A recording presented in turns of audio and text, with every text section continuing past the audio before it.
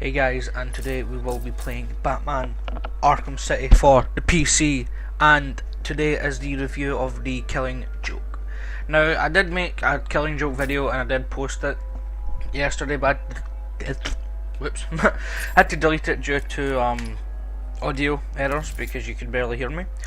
So we'll go Penguin's Iceberg Lounge again. So the Killing Joke was really good, really good film. In the actual cinema itself, it started off with an interview from Mark Hamill talking about how he got the role of the Joker and how, you know, different types of Jokers he has played. It's Nightwing. So once that happened, we had you know, the story start. The story started off with, you know, a monologue or slash narration from Batgirl, telling us, you know, how it all started off, you know, what she's doing, you know, with Batman, and then, you know, we see that, you know, Batman and Commissioner Gordon are talking the you know, GCPD rooftop with the, you know, bat signal, and the Commissioner hands Batman a file on Harris Shesko, if I'm saying that right, and they're going to take down a big huge truck that they've stolen that has an armored car in it. And once they stop the truck, I'm just going to call him Harris. Harris manages to escape, but Batman did get the armored car away from him.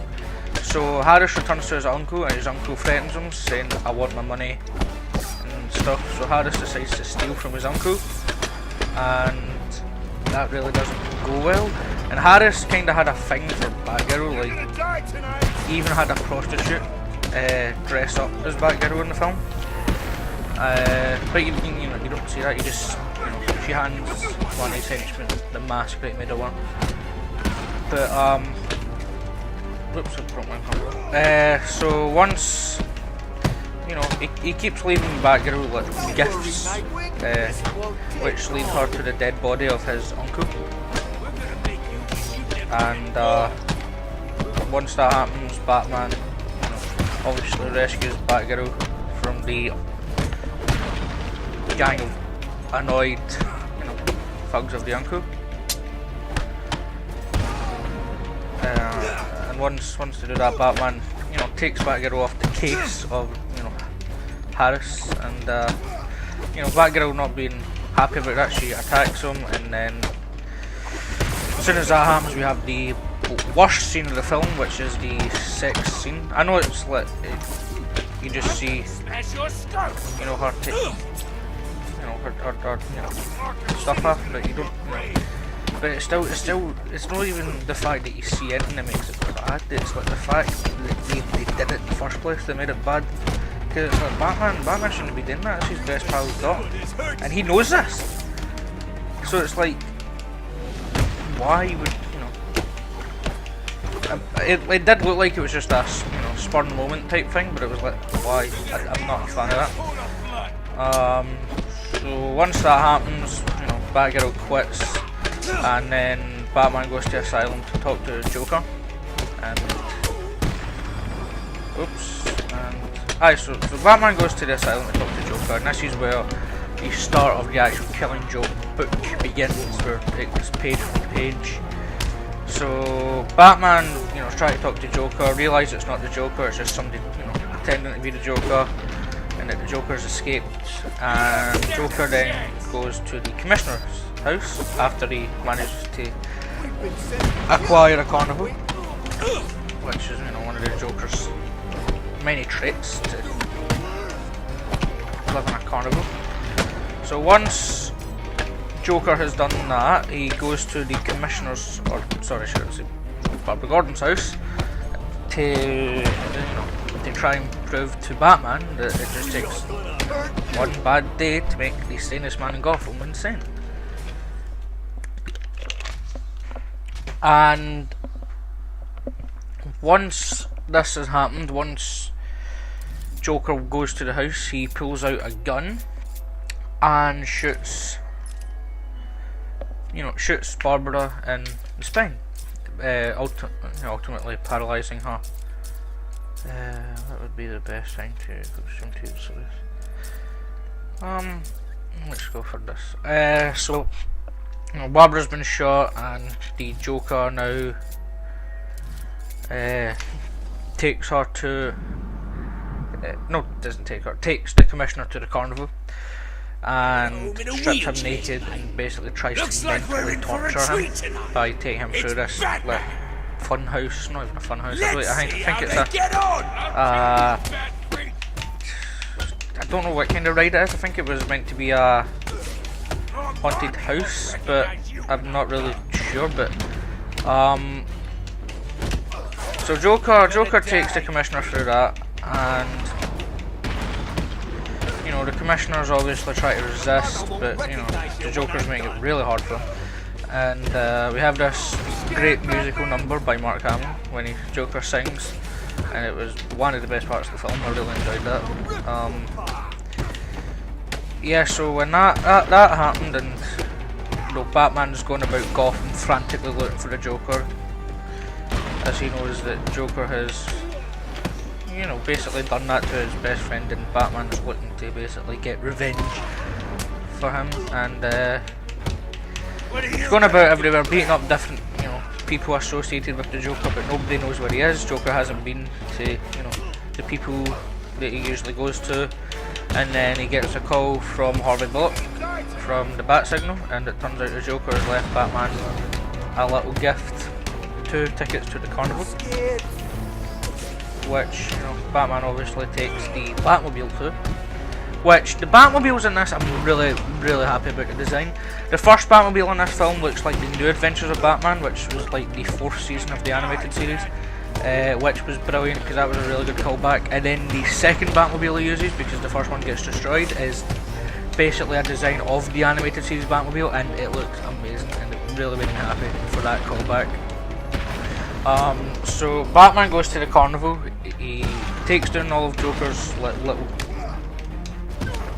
shop of horrors, people, I don't know, and basically goes and rescues the Commissioner, and Joker runs through the funhouse.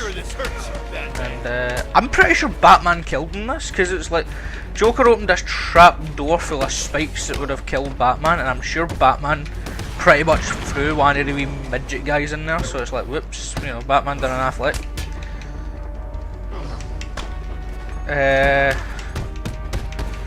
So once Joker runs away, still try to say that Batman, he proved Batman wrong and he was right, but then Batman reveals that the Commissioner is pretty much insane, and then basically tells the Joker that, wait, did I say the Commissioner's the Commissioner is sane, he's normal. What Joker did didn't affect him mentally, but it's only him that happened to, and he defeats the Joker and tries to offer the Joker help, but Joker says it's too late for him, he can't go back, and because of what happened to his wife, Jeannie, which we do see in this. Like, the flashbacks were really well made as well. Like, the Joker flashbacks were really well voiced. Mark Hamill sounds so much like Luke Skywalker in it, but which is funny. It's like Luke Skywalker voicing, but it's like losing my concentration here. But yeah, so the flashbacks were great.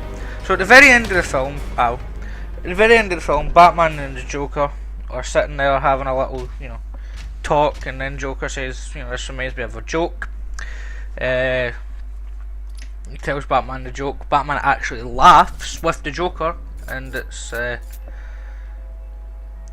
was a good heartfelt moment with Batman and Joker, which usually never happens. So if I were to rate the film, I'd rate it an 8.5 out of 10, because I felt like the actual film itself was a bit slow to start, and I'm taking one mark off for the sex scene that really shouldn't happen.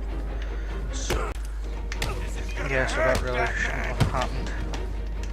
So guys, I'm gonna finish this challenge map, and then that will be the end of the Killing Joke review. So I really liked the film. The film was a fantastic film, really great. Like I said, I thought it was kind of kind of slow at the start, and the fact that Batgirl fucks Batman wasn't really that great. But everything else was really true to the comics, and yeah, so it was like really great to see, you know, have in the actual film. You know, it's the thing that we've been waiting for years, and we finally got delivered, and wasn't a disappointment, but there were some parts that felt kinda, you know, bad. I mean, I feel like if they had Paul Dini helping Bruce Timm, then they would have been a masterpiece, a 10 out of 10 film. There would have been no sex scene, and you know, it would have been a 10 out of 10 film, and we wouldn't, you know, have that horrible sex scene. Can I please? No.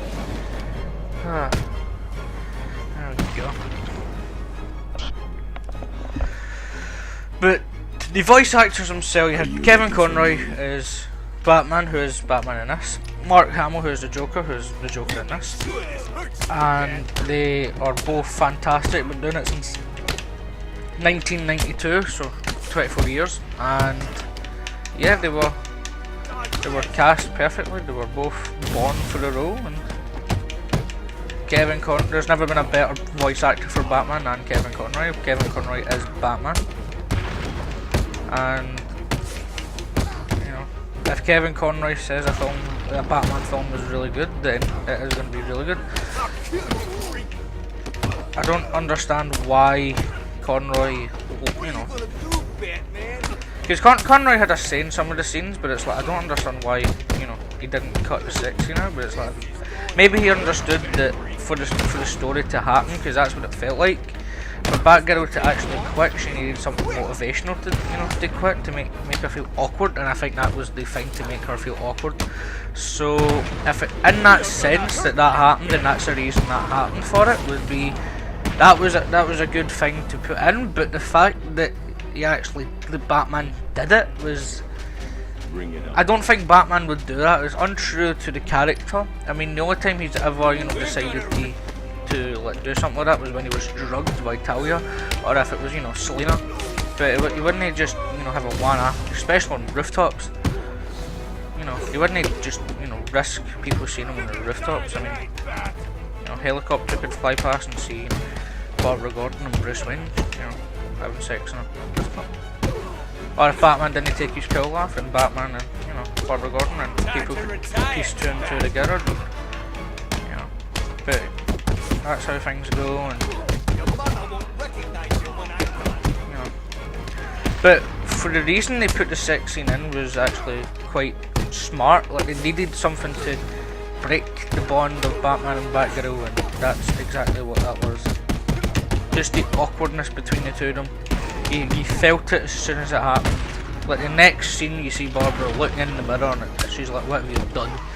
And then Batman basically fires her, you know,